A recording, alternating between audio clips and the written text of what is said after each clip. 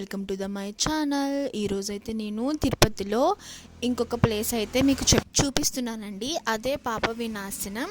దీనికైతే ఒక హిస్టరీ ఉంది. అదేంటో ఇదైతే స్వామివారి టెంపుల్కి నార్త్ ఫేసింగ్లో 5 కిలోమీటర్స్ డిస్టెన్స్లో అయితే ఉంటుందండి.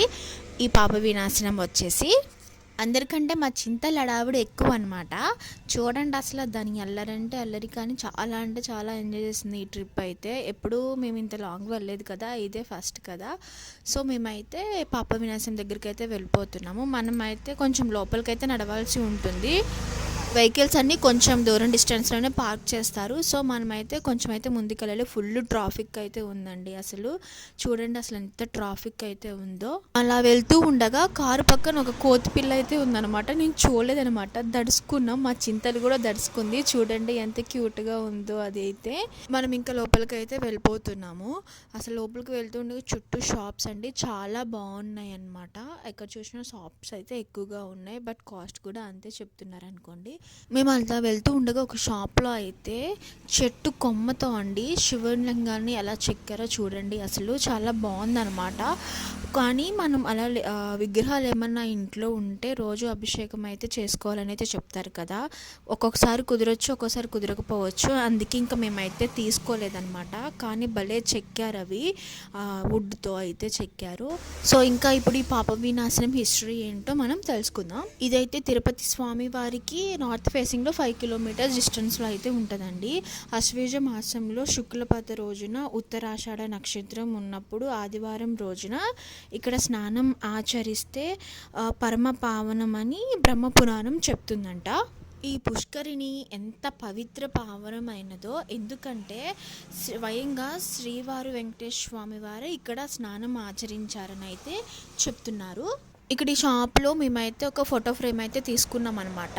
సాంగ్స్ వచ్చేది వెంకటేశ్వర స్వామి వారిది అయితే తీసుకున్నాము. సో అదే చూస్తున్నాం అనమాట, ఏది బాగుంటుందో అని చెప్పేసి. సో ఇంకా హిస్టరీ అయితే కంటిన్యూ చేద్దాం. ఇక్కడ వచ్చిన వారు కూడా ఇక్కడ స్నానం ఆచరిస్తే ఎంతో పుణ్యం అని చెప్పేసి చాలామంది ఇక్కడ స్నానాలు కూడా చేస్తారండి. ఇక్కడ రూమ్స్ కూడా అవైలబుల్గా ఉంటాయి. అంటే బట్టలు మార్చుకోవడానికి జెంట్స్కి లేడీస్కి కూడా సపరేట్గా అయితే ఉంటాయి. దానికైతే నో ప్రాబ్లం అనమాట. పాప వినాశనం శ్రీవారి పాదాల నుంచి ఉద్భవించిందని అయితే భక్తుల నమ్మకం. అంతేకాదండి, ఇక్కడ స్నానం ఆచరిస్తే ఎంతో పుణ్యం వస్తుందని కూడా భక్తులు అయితే బాగా నమ్ముతారనమాట. అందుకే ఈ పుష్కరిణిలో వచ్చిన వారు కంపల్సరీ కొంతమంది అయితే స్నానం అయితే ఆచరిస్తారనమాట. ఈ టెంపుల్ ఓపెనింగ్స్ ఏంటంటే మార్నింగ్ 6 to ఈవినింగ్ 6 వరకు అయితే ఓపెన్గా ఉంటాయి.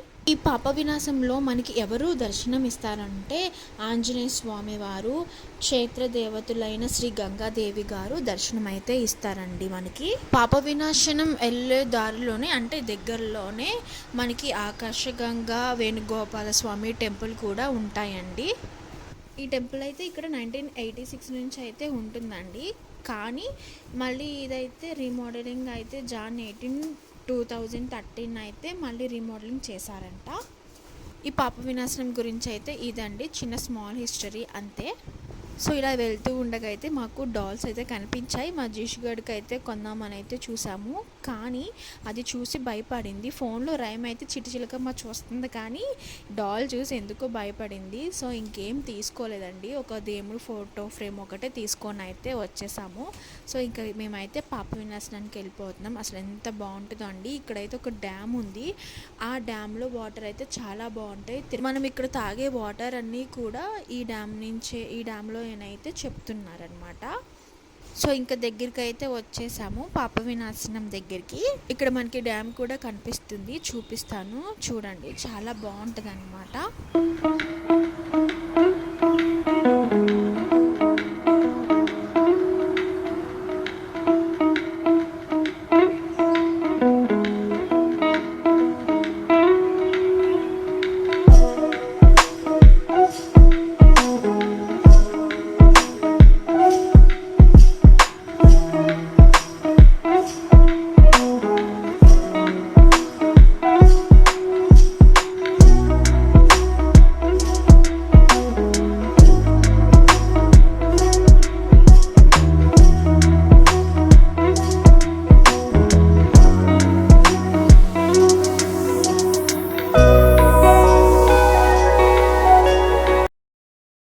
డ్యామ్ అయితే ఉంటుందని చెప్పాను కదా, అదే అన్నమాట ఈ డ్యామ్ అయితే.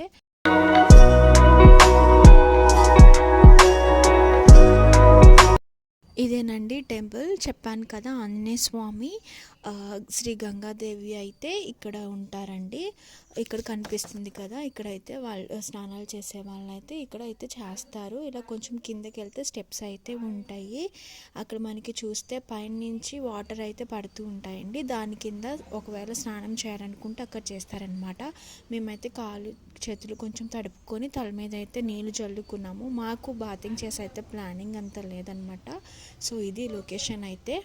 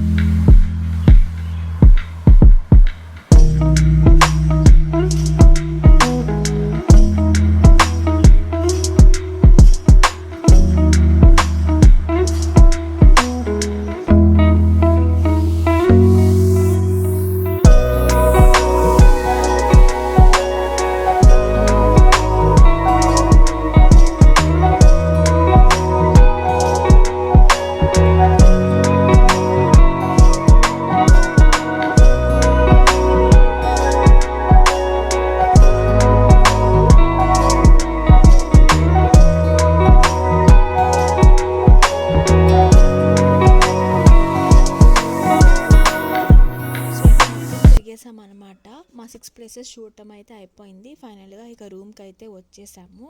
మేము రూమ్కి వచ్చి రెస్ట్ తీసుకున్నాము. ఈ లోపు రూమ్ వాడు ఏం చేశాడంటే పెద్ద బాంబు అయితే పేల్చేశాడు. వెంటనే రూమ్ అయితే ఖాళీ చేసేయండి, మీకు ఇచ్చి 24 hours అయిపోయింది కదా అని చెప్పాడు. మేము మాట్లాడుకొని వస్తే కౌంటర్ దగ్గర పర్లేదు ఈరోజు కూడా ఉండండి అని చెప్పాడండి. కానీ సడన్గా వచ్చి ఖాళీ చేయమన్నాడు. అసలు ఏం చేయలో కూడా అర్థం కాలేదండి. ఆ టైంలో చిన్న పాపని వేసుకొని, చిన్న పాప ఉందన్నా కూడా అసలు అప్పటికప్పుడు ఖాళీ చేసేయమన్నారండి. నేను ఫుల్ డీటెయిల్స్ నెక్స్ట్ బ్లాగ్లో అయితే చెప్తాను.